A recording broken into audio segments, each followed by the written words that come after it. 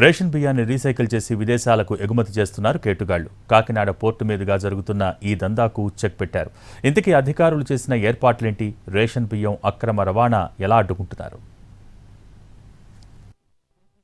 పేదల కడుపు నింపాల్సిన రేషన్ బియ్యాన్ని కొంతకాలంగా విదేశాలకు తరలిస్తున్నారు.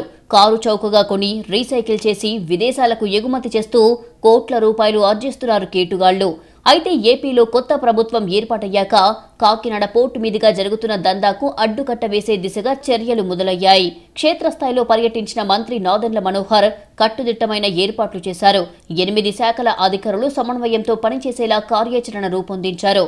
కాకినాడ పోర్టు ఏరియాలో ప్రత్యేకంగా చెక్పోస్టులను ఏర్పాటు చేశారు. ప్రతి వాహనాన్ని క్షుణ్ణంగా పరిశీలిస్తున్నారు. బియ్యం తరలిస్తున్నట్టయితే శాంపిల్స్ తీసుకుంటున్నారు. ఆ బియ్యం ఎక్కడి నుంచి వచ్చాయి, ఎక్కడికి వెళ్తున్నాయనే వివరాలను సేకరిస్తున్నారు. రేషన్ బియ్యం కాదని నిర్ధారణ అయిన తర్వాత సర్టిఫికెట్ జారీ చేస్తున్నారు. ఈ సర్టిఫికెట్ ఉంటేనే చెక్ పోస్ట్ నుంచి వాహనాన్ని పోర్టులోకి అనుమతిస్తారు. వచ్చిన వెహికల్లోనే ఉన్నటువంటి స్టాక్ని పోకర్తో తీయడం, అందులోనే ఏదైనా పీడిఎస్ రైస్ కలిసిందా, లేకపోతే బాయిల్డ్ రైస్ అయినా, లేకపోతే రా రైస్ కానీ బ్రోకెన్ రైస్ కానీ ఏది అనేది నిర్ధారణ చేసుకుంటున్నాము. అది చేసుకున్న దాంట్లో ఏమైనా కలిసి ఉంటే ఆ వెహికల్ని సీజ్ చేయడం. కట్టడి చర్యలు ఫలితమిస్తున్నాయి.